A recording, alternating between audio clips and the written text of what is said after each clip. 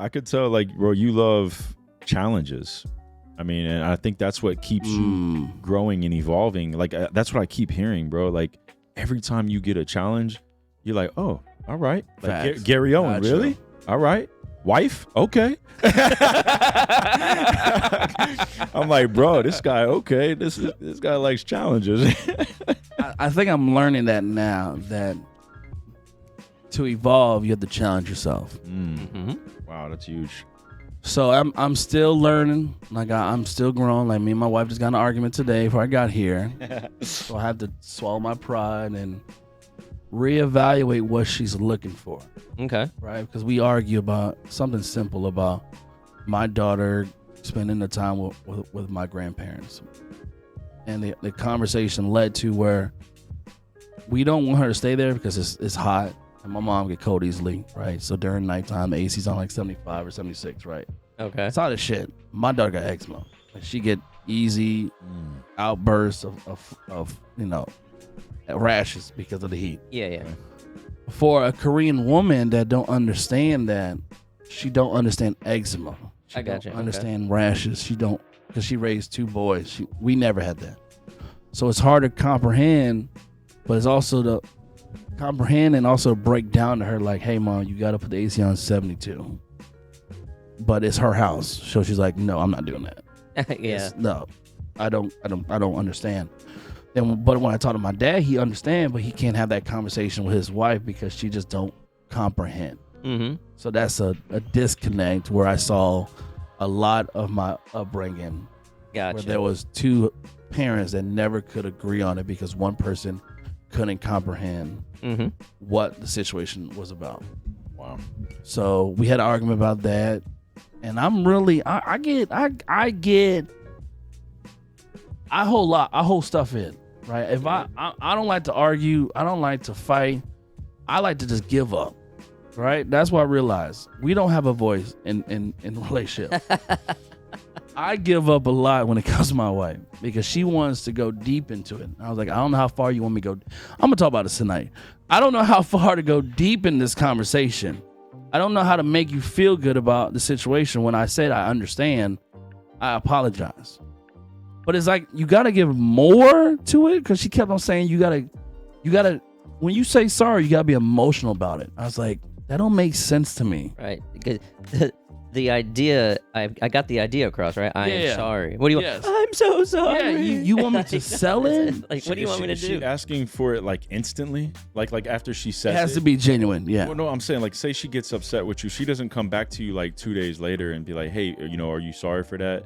She wants, do. Okay, so yeah, okay, she so wants instant gratification now. So something we learned too, like from a couple that came on here, is I might not be able to answer you right now about this, but just give me a couple days to think about it. Facts. Like, just kind of, We're working on that, but the challenging is that it's hard for her to wait.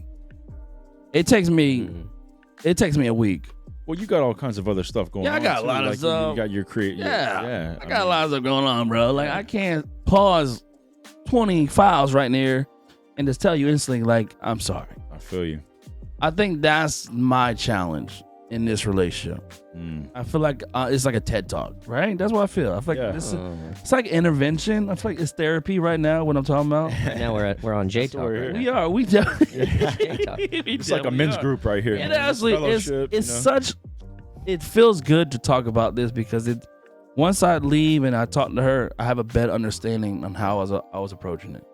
So I just want to say, you guys, thank you so much. Yo, that's what we're here for, man. Yeah, we're trying to no help doubt, men get better. So Absolutely. I mean, yeah, this is the goal.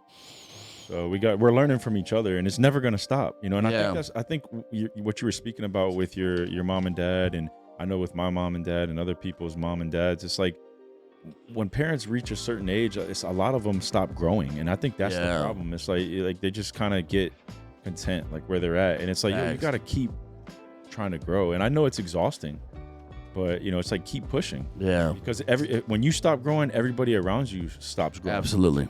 So it's like we need each other to keep growing. But I had a couple questions for you. So who have you enjoyed working with the most? Like, what comedian have you enjoyed working with the most? Oh my gosh, Tommy Davidson. Tommy Davidson.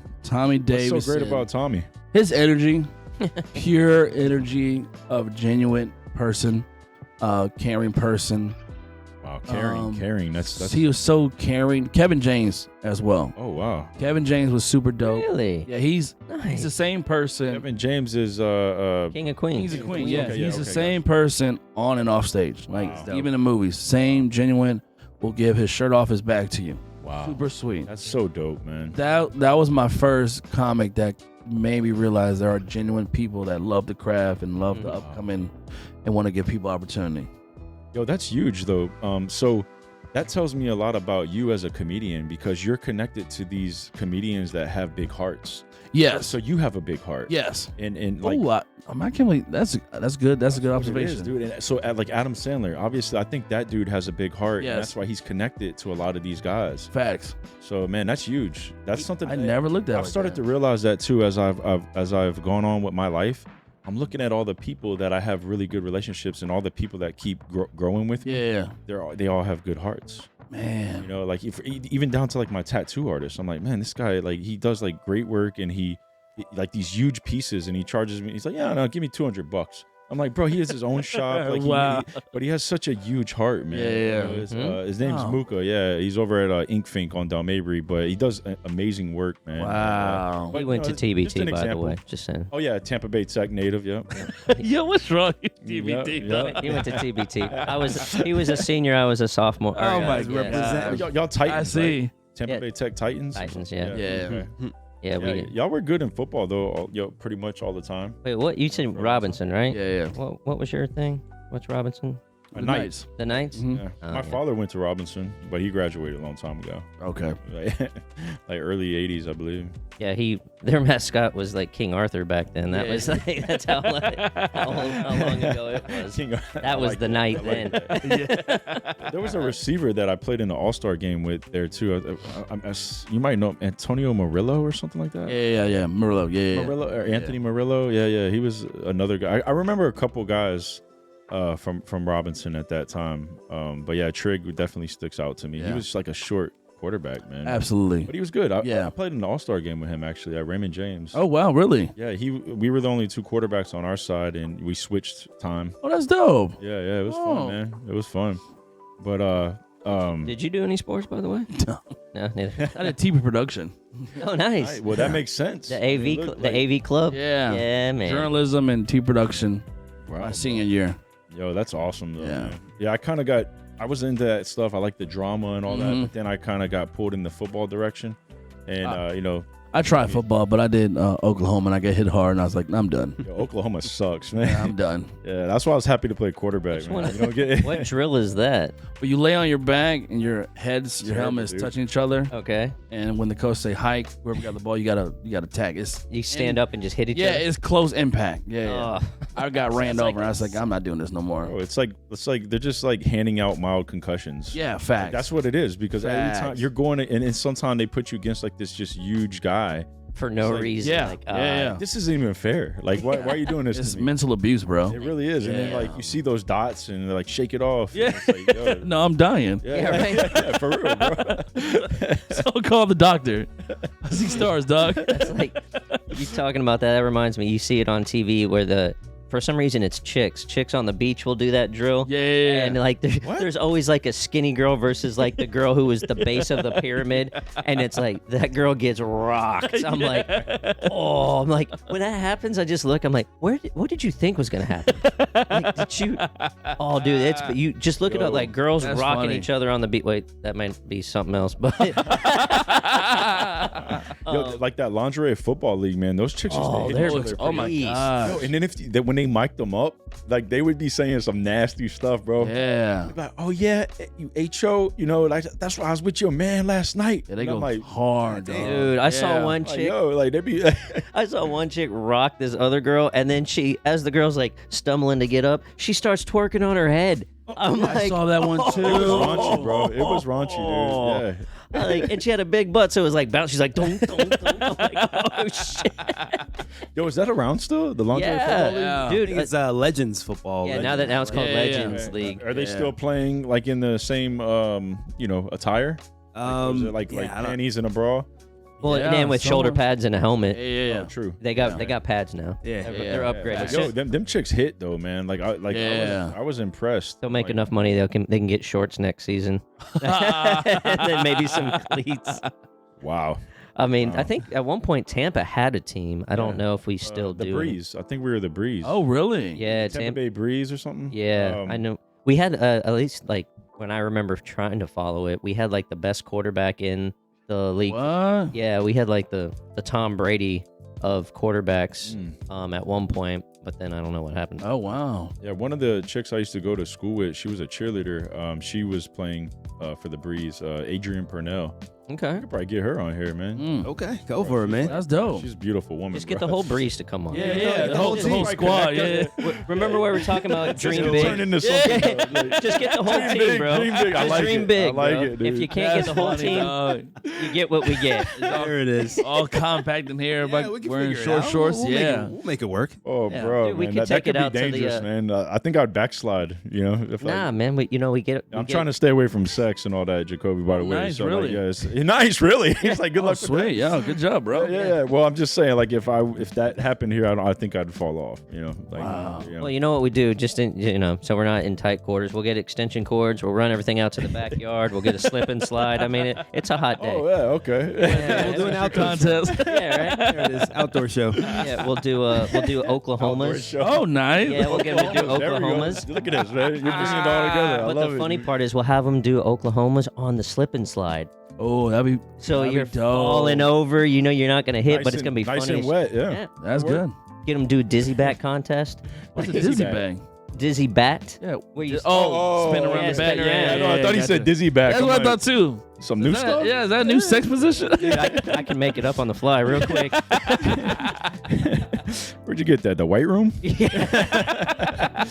I kick you out, man. Still in joke. Oh, that's funny, though. Yeah, right. Exactly. But another question I had was like, what is your creative process like when you write your jokes? Like, what do they just like you just kind of come to you and you, or do you have Man. do you put yourself isolate yourself like? No, it's mostly just everyday experience. I mean, the stuff that's here could be talked about on stage. Right on. Me seeing I got a joke about a Do homeless you actually guy. write them? No, Or you just wow? I just kind of talk about it Great memory, at bro. that moment. Yeah. So I have a joke about a homeless guy where I said there's a huge hope. I'm gonna try it out tonight. It's a new one, but it actually happened. So I'm trying to break down the joke. The beginning is something I'm doing research on. The story's at the end. So it's like the joke is there's a huge homeless pandemic going on. Like Mhm. a Absolutely. lot of homeless people in the United States. We need to fix that.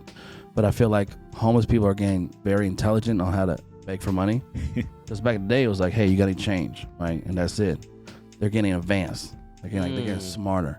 I was walking down in Ybor, and a homeless guy came up to me. He's like, hey, man, you got any change? I was like, you do your thing. You pat your side, you pat your pocket. Yeah, I was yeah. like, nah, bro, I don't, man. But card. you stay blessed.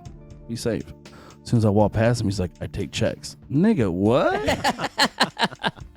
He got me for 5 seconds. I was like, nigga, you right. All right. And let me write out a check. I wrote a check for him. Because he Did caught you me off really? guard. Yeah. He caught me wrote a check? He deserved the check because You deserve the check. I you like it. deserve it because you caught me off guard. Right. Yo, it's funny that you say that because I was telling John this, and I might have said this to you, Chris, but I'm like, bro, they're gonna start having that card on their phone because I always say I got my card, and they're gonna be like, it's all right, man. I got the Apple Square. I got a Swipe, Square. yeah, swipe right here. I take Yeah. Apple Pay.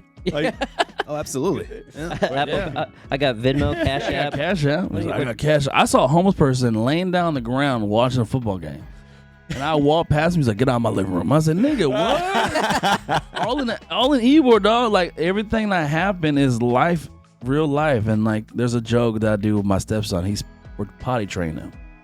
But it's weird to potty train another boy when it's not yours. Okay. Because the penis just throws me off. He's like, this is awkward. Like, I don't want to look at your dick, bro. But his father's not in his life, Okay. right? Right. So I got to step up and show him these rope because there's certain things a mom can do to a boy, and there's certain things a dad can do to a girl. The remaining has to be up to the son and the father and the mother and the daughter. Okay. So that's potty trained, right? Right. There's things that a woman won't tell you. Like when you get done peeing, you got to tap it. Right. You got to shake it a little bit. You have to shake it. You know, you got a little drip. You got to shake it, right? I sometimes forget, and I wet my draw sometimes. Yeah, same. I forget, right? You don't shake good enough, and then you pull your pants, and then it's like, bloop. Damn, I'm at church right now. Yeah, right? So I'm teaching them how to potty train, but during the potty train, I tell them, "Where's your dick?" All right. Okay. Now, his mom don't like it, but I think it's hilarious because that's not my son, right? I can teach him this stuff because that's not my son. What were we talking about earlier about outside influences? Oh, good callback, you sorry son of a bitch. Good callback. So, reason why I say that is because I'm trying to get him ready when he gets older. He gonna say, "Yo, you want this dick?" Right? He gonna talk to a chick. "Oh, you want this dick? You want some dick?" So I'm just trying to get him ready. That's all Trying to get him ready. I'm just trying to get him ready because he has a big dick. Not gonna lie, he got a good sized penis for a little kid. Like he's gonna have a big dick when he gets older. Oh. I could tell. I was like, "Yo, you better be packing, bro." So every time he gotta go potty, I always say, "Man, where's your dick?" And he looks at me, and if his mom around, he gets shy. He said, But when mom's not around. "Yeah, when mom's not around, it's different." So his mom's around. He's like, "No." I said, "Come on, Crew." His name's Crew. "Come on, That's a cool Crew. name. Where's your dick?" "No, that's a bad word." I said, "Man, don't act like that because your mom is here." He pulled his diaper down. He's like, "My dick right here." Started shaking it. No. I said, "You my nigga, dude. You my dog." All I can do is clap. I said, Right? "Hell yeah." All right, man, let's go potty, bro. Yeah. So, but these are true stories that kept on happening for a couple of weeks, right? I didn't thought of bringing it on stage until she told me, like, "Why don't you talk about the potty train?" Yeah. Oh, yeah. Material, right. yeah. I'll definitely do that. Definitely. Another joke is a new one that now my wife is white. Okay. Her kids are black and white. Okay. Dad is Nigerian. Oh. So there's a big disconnect from her family side to their dad's side. Okay. But her mom family is super involved with the kids. So Okay. they're used to that white culture. Okay. Once I took care of them, they start embracing their black side. Okay. Right? Now I say the word nigga a lot in the house. You're not supposed to. But that's how I communicate. That's the word you use. Nigga, what you doing? Nigga, what is that? Nigga, what? Right? I say that to my wife too. Like, nigga, what are you doing? It's just an endearment word. It don't mean nothing. It's It's an endearment word. Now, my wife's mom's in town. Mm-hmm. Uh-oh. Now, when the kids are around their Mimi, The I white try ones, the not. white parents. Yeah, I Okay. try not to say the N word Okay. because kids repeat. Kids, they're parrots. They fucking repeat, dog. So I've been saying the N word a lot around the house. Just simple conversation. Just It's like, nigga, what's wrong with doing on TV? Just simple conversation, right? It's just word endearment. Remember, it's a word of endearment. It's not offensive. He said to me while I was walking in the living room, his Mimi, my wife, our stepdaughter, and our son is on the couch. I walk in from waking up. I said, "Man, good morning, y'all."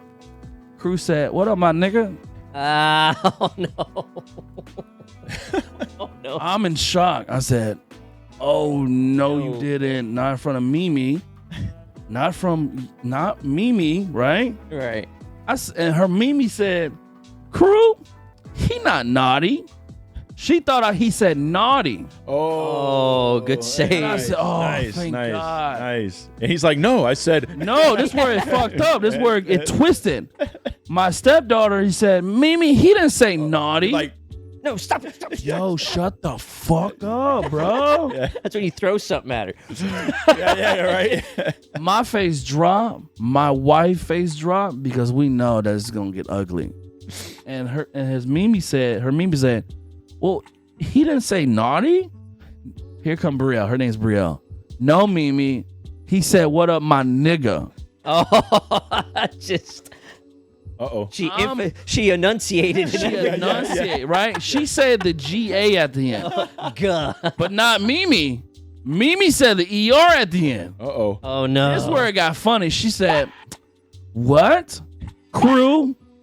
Kobe's not a nigger." No, that's not what he said. That's a different This is word. getting out of control. It's a totally different word. So that's everything that I talk about is just what happened. You said real. It goes back to just being real. Absolutely. Wow. So Wow, that's like where the writing process, when it comes to breakdown from premise, setup, punchline, that's when I go back and I'll say the joke in my head. I'll talk about what happened. Mm-hmm. All right, where's the premise? All right, the premise is setting up the joke where the audiences know what you're about to talk about. Okay. The setup is the connection from the premise to get you to the punchline. Okay. The punchline is the big laugh. Right. So that's the structure of the joke. And then when it was the ER. Set up, premise. That's the punchline. The ER is the ER. punchline. When my stepson, hey, my dick right here, that's the punchline. Mm-hmm. So I always look at that formula when I write. Wow. Okay. I go and have a journal in my backpack. It's like a composition book. I write down and I write the date, what happened that day. If I saw something, if I thought about something. But I'm trying to dig more deep in my past about my upbringing and how my mom is Korean and my dad is black. And I'm digging more into that, but sometimes I don't remember. Mm-hmm. So a lot of memories that I see from my daughter or from my stepkids has a flashback like, oh, I remember my mom did that. Let me write that down. So it takes time to structure that joke because I got to get more information about when I was 7, what did I do? What happened? So I got to have that sit down and talk with my mom and my dad and my brother. Or I get stories from my uncles and my aunt. Like, you remember when you was 7, you was running around butt naked? Like, no, I don't remember that. Let me write that shit down, though. So keep going. So that's the structure of how I write. There's no right or wrong way. Yeah. It's like when you do math. To get 4, it could be 1 + 3, 2 + 2. There you go. 5 - 1. As long as you get to 4. But it's like when you're walking in purpose, like you think about those things all the time. So like you're looking for opportunities to get material. Yes. Like, oh, hold on, that's nice. That's nice. Yeah. And then I see what you kind of do there as well is like kind of just write a general idea, and if you can just because you remember what happened. Yeah. Facts. And when you just like kind of have a concept or would you say a premise? Yeah. It brings it together. Yes. Okay, got you, man. That's dope. So that's like actually really good advice, man. Mm-hmm. Yeah. So it's always so much you're gonna learn as time goes on. Like Jerry Seinfeld breaks it down. I've been doing comedy. Jerry Seinfeld said I've been doing comedy for 30 years. Right. I'm 30 years old into comedy. I'm 30 years old. You've been doing comedy for 2 years. You're 2 years old. So the length of time that you are on stage, the amount of effort, the amount of hours you put in, you learn different technique. Okay. So even though today you learn about premise, setup, punchline, you're not going to learn cadence. Right. You're not going to learn about structure, Timing. stage presence, confidence, delivery. All that takes time. Right. So you see a lot of social media comedians are going to comedy because they have consumed all their resources on social media. So now their agents tell them, hey, you got to do something different. You got to get on stage. You got to tell jokes. So it's an on-site job training, right? You can read books, you can read class, you can take class. Those are not going to help you until you go through life experience on stage. Right. You're going to fail. You're going to do bad. You're going to have nights where like, man, I just want to kill myself. Oof. Yeah. I've been through all that. It's worth it. It's worth it at the end, but you just don't know where you're going to hit that dot line. Because my goal is not to be famous. My goal is to do this for the rest of my life. Yes. Okay. Just get paid. That's it. Hey guys, thanks for tuning in. You can catch all of our episodes on YouTube and Spotify at Better Gents Podcast, and follow us on Instagram, TikTok, and Twitter at Better Gents Pod. Thank you and take care.